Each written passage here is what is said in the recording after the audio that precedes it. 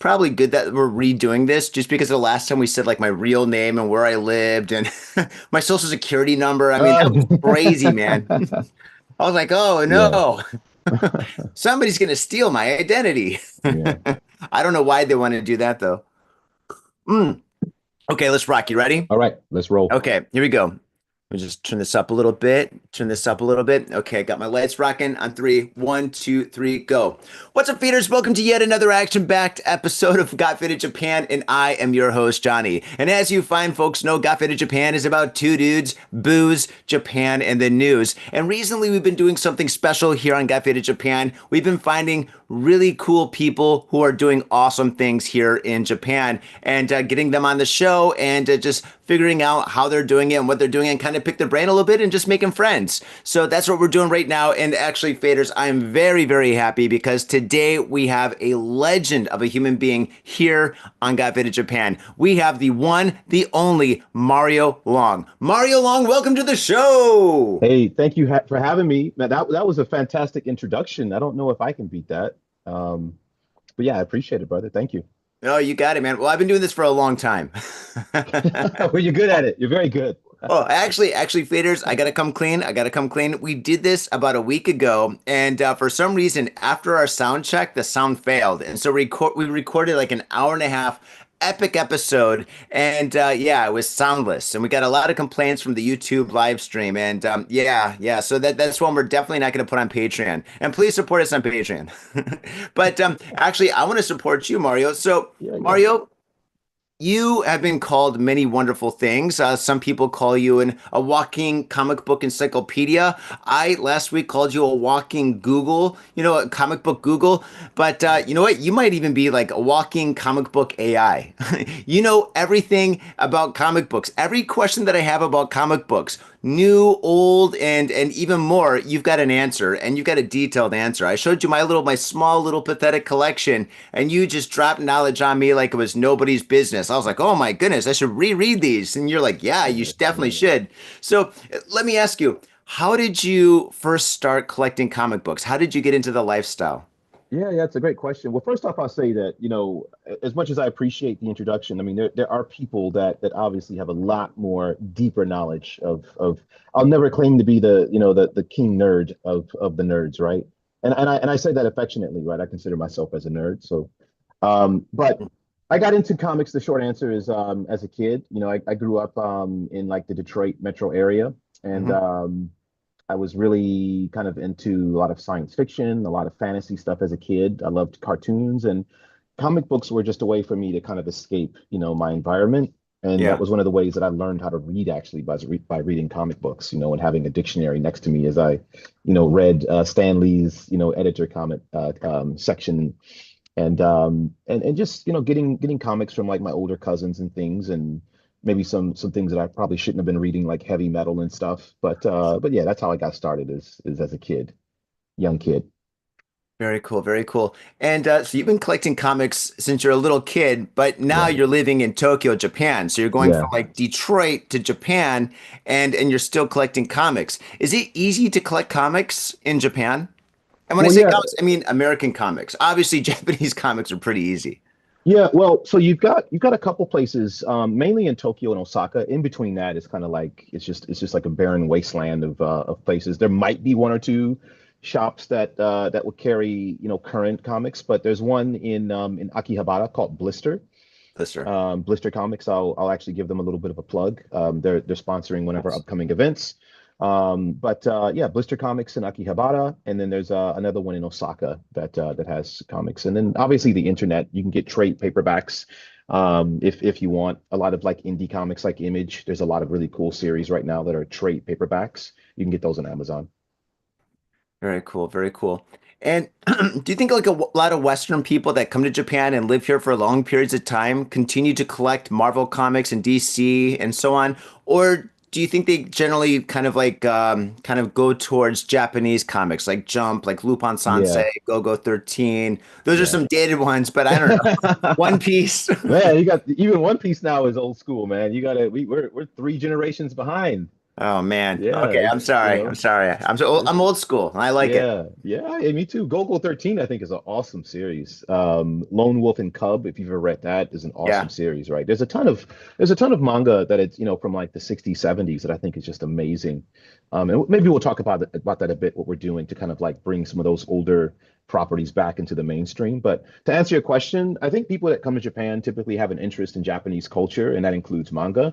And so I think the people that come here probably are going to be already into manga and anime, right? So there is a crowd, there are people here, there is a community, but I think because it's so expensive, right? I mean, an average comic book, if you bought it in the US right now, might cost you like $5, right? Yeah. Um, and correct me if I'm wrong, if anybody, but here, that same book is going to cost you maybe like eight, once you factor in like the conversion rate, right? So if you're buying more than one book a month, you could easily spend, 70, $80 on comic books a month. And for a lot of people, that's a bit too much.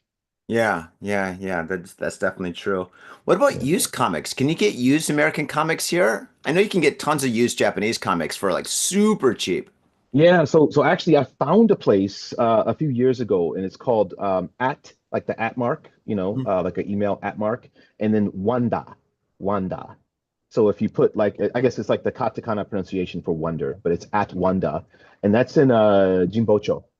Ah, So Jimbocho, like yeah, yeah. the book So I, I district. I almost don't want to plug that place though because it's like my little hidden place where I can still find like back issues from like the 80s and stuff. And Mhm. obviously if everyone goes there, then they're gonna, rummage through the long boxes, right? But I want to support their business too. So if anybody's looking for back issues at Wanda, and then also I have a friend who actually has his own comic resale business. I was just with him in Osaka Comic Con this weekend. So maybe I can put that in the comments or something, or I can send it to you if anybody wants his socials. But he's got an amazing collection of like near mint quality books. And a lot of them have been graded and ready to be sold. So yes, there's a couple options. Wow, fantastic. That's awesome. Yeah. Cool, very cool. And so, all right, so you've been collecting comics for ages and stuff. Are your comics still at home in Motown, or did you bring them here in like a Oh yeah. huge backpack? Were you like Santa Claus or something? Yeah. I brought those bad boys here. So I've been in Japan for a long time, and for a while I had them in my mother's basement. Oh boy. I had some of them. I have a pretty, I wouldn't say large collection, but I probably have about 5,000 comic books, right? Jeez. Yes. That's So that's so I pretty had, big, man. some of my boys back in Detroit, they were holding on to them. I had a cousin that had my books in the basement for a couple years, and finally I said, okay, let me just clean things up, and I got all that stuff back, and I shipped it back to Japan. And now I have, stuff in my closets. I've got stuff in storage, and it's more of an addiction than a collection, I would say at this point. Yeah, most collections kind of wind up that way. Yeah, Just yeah, talk to anybody that owns a couple of records, man. Record yeah, collectors are insane. They're the same thing. yeah. They smell the records, they taste the records. They Okay, don't bag on board the records, huh? I don't know if I'm tasting any comic books, but I do actually, not to sound creepy, but I do like the smell of comic books. Like I like there's something about reading a comic book that's different if it's a digital, if it's on your Kindle or on your iPad, right? Hmm. I like the feel of like the paper and the Hmm. smell of the paper, Hmm. right? So I Hmm. I don't know, I kind of like it. No, no, I completely agree with you. I mean, I love the smell of old records. Old records are Yeah, great. I right? used to work in a Yeah. record shop, dude, and it was like the best thing ever. Oh my God, it's like working in a bakery. Oh man. Yeah. It's good, man. But okay, yeah. Speaking of digital comics, which Mhm. do you prefer, digital comics or tangible comics? I think I know the answer, but I gotta ask. Yeah, I mean, I think it depends on what you're trying to read, right? So if you're reading like some of the main, like, the major publishers like Marvel, DC, I mean, they put a lot of effort into, creating crossovers, right? So say if you want to read whatever's happening right now with DC and their new Superman, Batman crossover, they're going to spread that story out across like, 10 different titles, right? And if Mhm. you're buying them, like I said here at $8 a pop, you could easily bankrupt yourself just trying to catch up on what's happening. So if you're trying to get into a bigger story, digital is the way to go. You're not going to, break the bank, and you have to wait a little bit longer sometimes because those are usually posted a few months after they've been published. But you could really save a lot of time and just read by going to a digital platform. But I consider myself a hunter-gatherer, so I like actually going around and trying to find back issues. I just yesterday got a missing piece of Secret Wars. If you know Oh, you got a Marvel Secret gem? Wars, I had one that was missing. It's a 12-part miniseries, and I've been Mhm. collecting these books for over 30 years. And What? yesterday, just like Thanos getting the last Infinity Stone, I know it's a different crossover, Eh, but you know, I got the last one, number four, and I have a complete Secret War set now, so I can die happy. But so yeah, to answer your question, I like paper just because it's more of the hunt for me than just going and reading the whole story. I like kind of trying to fill those gaps with yeah. missing Yeah. issues, right? So that's part of the fun. I love that. I love that. Yeah, so yeah, yesterday, actually last weekend, you were at Osaka Comic Con. Can you talk about that a little bit? Right, yeah. So it's a 3-day event. It was at the Intex Center in Osaka. It was a massive, I think it was maybe 5 different exhibition halls. So Oh, huge, jeez. huge cosplayer scene, artist alley with tons of international and local artists. Merchandising area with a bunch of like licensed good. A lot of Yeah. movie stars, like Nicolas Cage was there, Mads What? Mikkelsen. A lot of actors, actresses were there. And it was just a whole vibe. It was a whole scene, and I had a great time. Had a really good time at the event, and I Oh always my do. God. I always do. They have one in Tokyo as well. So if anybody is watching this and you're thinking of coming to Japan, maybe check out when it's usually in late November or early Mhm. December. Maybe come into Tokyo for Tokyo Comic Con, and I guarantee you have a good time. Yeah, definitely, definitely do that. Do you go to the other one? I forget the name. It's called it's more for like comic book creators. It's called Comiket. Yeah, so Comic Cat.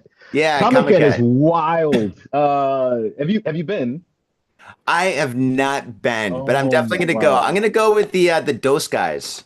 Oh, Eventually, yeah, I yeah, gotta yeah. go. The next time, 'cause Yeah, they always go, so I gotta go, especially Little yeah. Sean. Yeah, those guys are awesome, by the way. Just yeah, like shout out to Dose if you guys haven't read their books. They're amazing, amazing art, amazing story, really cool Yeah, people. Just saw them in Osaka at their booth. They were there, and then that's they'll right. be at we're having an event in Nihonbashi this weekend. They'll be there as well. We'll talk about that in a second. Hmm. But yeah, what was the question you asked? I just forgot my Oh, was it Comiket? oh yeah, yeah, okay, so Comic The Cat. craziness of Yeah, Comikets. it's It's so like Thunderdome. Like two people enter, one person yeah, leaves. It's crazy two like that, two right? men enter, one man leave. Yeah. It's a thing. So I usually have a merchandise booth at the Comic-Con or we'll do like a panel discussion or something like that. And I was going to exhibit at Comic-Con, but I had never been to it. So I thought, let me just check it out. And my company, Sakura Phoenix, we make manga, we make games, but it's none of it is like too raunchy. It's pretty much like for children or mature, but mature still doesn't mean like hentai, right? I don't know if we can say hentai on YouTube, but You can. um but yeah, Comic Cat, there's a lot of hentai, like a lot. So It's hardcore. like Like a anything you lot. can imagine that's bad, it's there. And so what it And good. is, there's different days. Now, I don't want to paint it and say that the whole thing is like that, but the day I went, I guess, was hentai day. So, like what people do is they'll take established properties like Dragon Ball or Spirited Away or anything really, right? And they'll turn it into something like pretty perverted.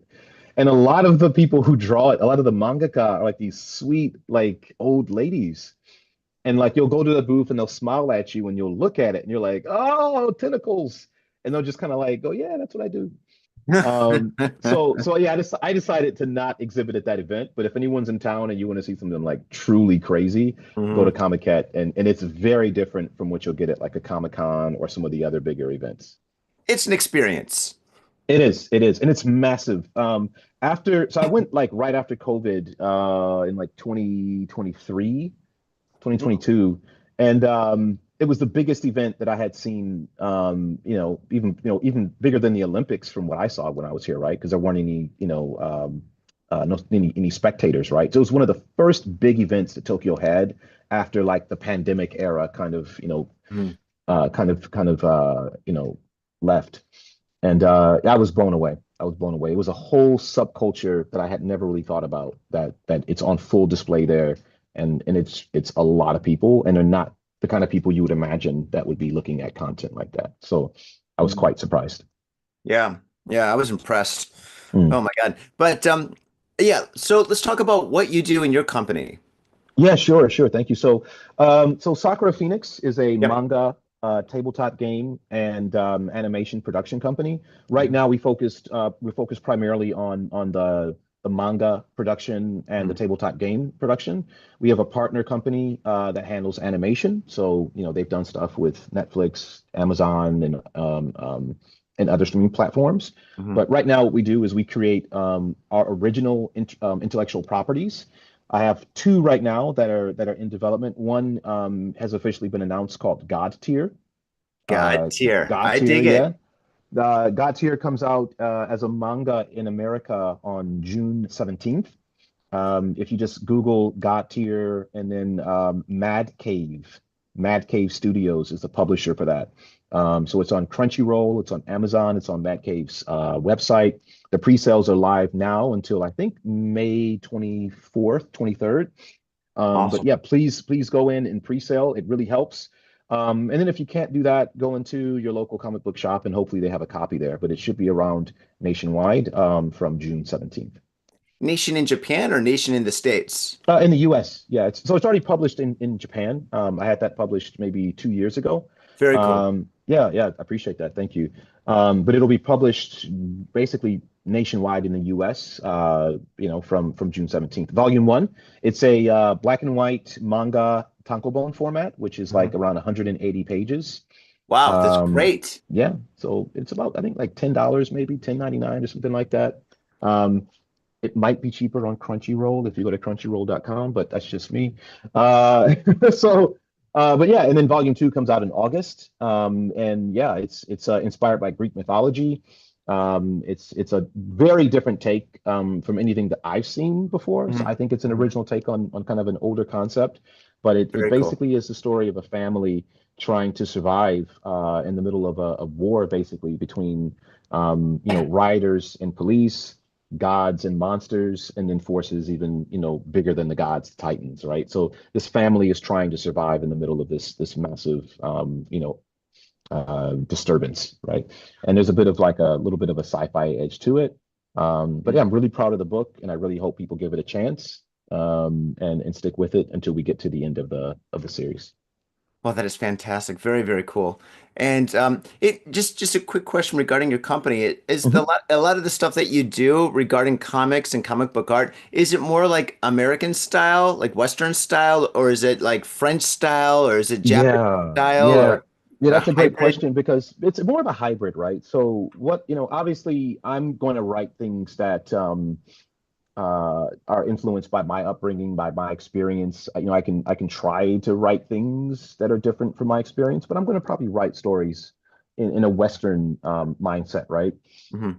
But the mangaka, the artists that I work with, a lot of them are Japanese nationals or they're from other countries, and a lot of what we do is manga style. Cool. But we experiment. So like God Tier is a tankobon format book where it's a bit thicker, smaller than a traditional US comic book. Hmm. But that particular book, you actually read it from left to right, like a traditional US book. Okay. Whereas I have another book that's coming out that I can't quite mention the name of it, but it's pretty cool because we're actually licensing this IP from a Japanese animation company. That will be a traditional manga that goes from right to left. Even though it's in English, you'll read that completely backwards than the way that God Tier is. You got to read it backwards, like from Well, right to left? well, like Japanese books, typically you read them from right to left. Yeah. But the And English? No, no. So the English, no, that'd be crazy. So, Oh, okay. so, I was like, oh my God, dude. so, so the Uh-huh. pages and the panels, right? So you would read the Got it. top, you'd read the top right panel first, then the Mm. top left panel, then the top or the bottom right, then the bottom left, Got it. Got right? it. Got it. And Okay. maybe All at right. first, Cool. at first it's a bit like you might feel a bit disoriented because it's in English, and you're like, well, this is not the way that we read English. But after a while, you're kind of like, your brain will automatically adjust to it, and you'll be okay. I'm curious. The last time I went back home, like, I mean, I love comics. I always buy comics and stuff, Mm. when I go back home. And I go to this place in Ann Arbor, Michigan. I think it's called Vault of Midnight. Yeah, that's an Y- awesome, awesome comic shop. Really, really Yeah. like that place. They Yeah. have a whole wall of manga. And when I look at it, I go there with my wife, and she's like, Hmm. buying comic books, huh, in America? I'm like, yeah, yeah, yeah, yeah. Just let me take a look around. And I see this Yeah. big wall of like Japanese manga and stuff. And I've never really like picked up a book and like looked at Hmm. it and stuff because I'm not really interested in like the manga when I'm back in the Mm. States. I want to find like graphic novels. A couple Hmm. here I actually want to show you later, but that's a different Hmm. story. But anyway, in America, if you buy, let's just say like Dragon Ball Z, or if you Hmm. buy like let's say Lupin Sensei or something, Yeah. is of course it's in English, but is like the setup is like the layout like American style or is it Japanese style Yeah, yeah. backwards? I I'm think not sure. that's an excellent question, right? So when manga was first kind of being adapted for US audiences, and you had like Viz back in like maybe the 90s that were getting the Yeah. licenses for Dragon Ball, they Hmm. would use what's called a mirror technique, right? Where they would just flip like, horizontally flip the image, and then that way you could read it from left to right.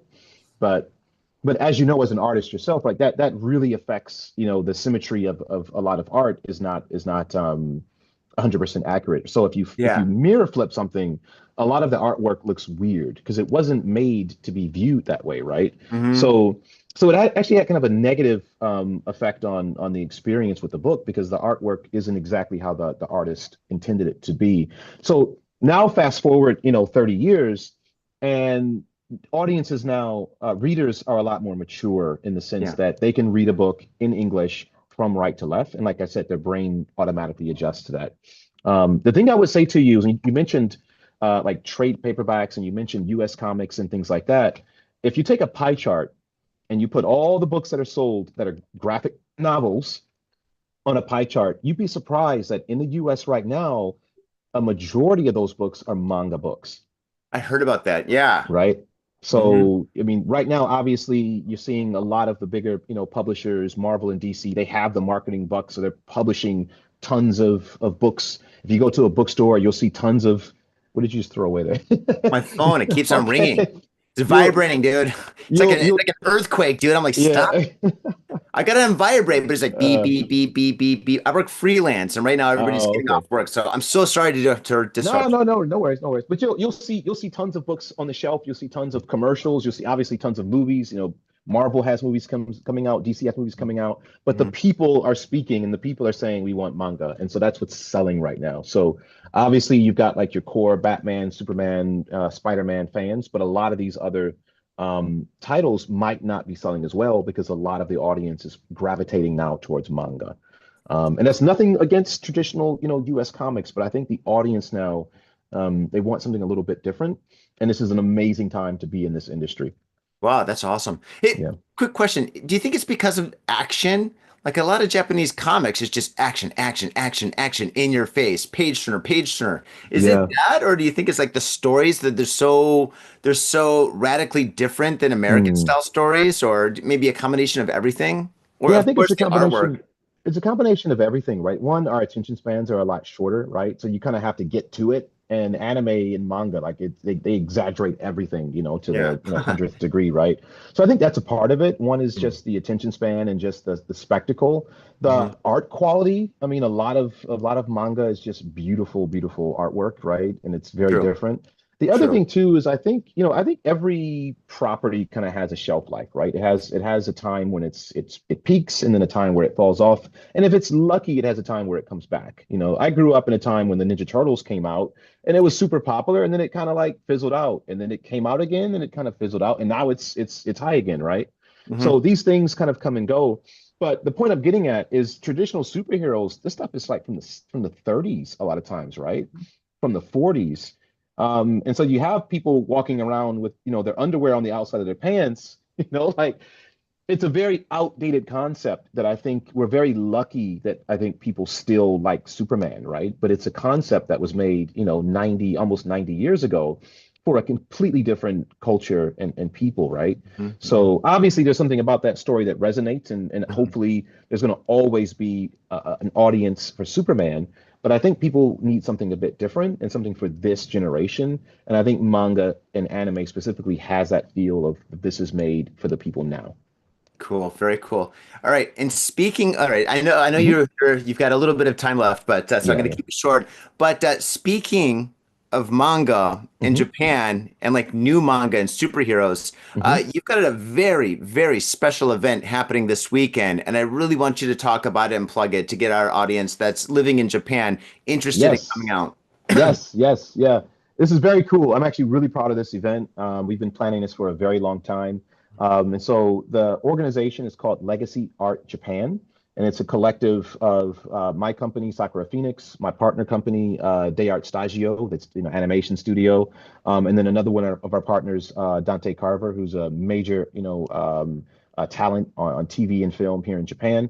So the three of us came together and put together this organization called Legacy Art Japan, and the focus of it is to kind of put a spotlight on foreign and local talent and to give them a wider audience here in Japan, introduce them to commercial activities with companies that might want to hire them to do illustration work or live art performances. And then also just to help them build a fan base here. So when they come to Japan, they have a warm reception and people know who they are. And so we started off with a huge, huge superstar in the comic scene, Hmm. a gentleman named Ryan Benjamin.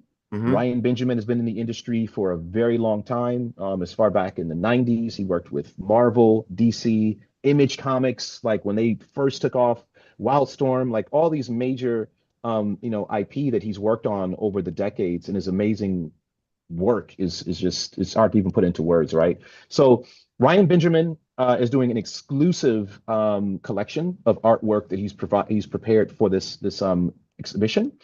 It'll be in Nihonbashi on Friday and Saturday. It's a 2-day event. It's a five-story building, five-story Nice. building. We're going to have Nice. live music. We're going to have a VIP lounge. We're going to have DJs. We're going to have drinks, food, and artwork, original artwork. And prints of the artwork will be available for sale. We'll do a charity auction.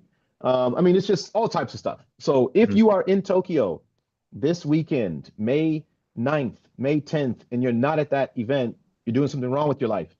I'll be there. I'll You'll be definitely there. be. I'm going to be You'll there be for there. both days. Be there, be square. But yeah, I'm very happy about this event. It's the first one that we've done like this. We want to do more. We'll probably do another one in December for the Tokyo Comic Con.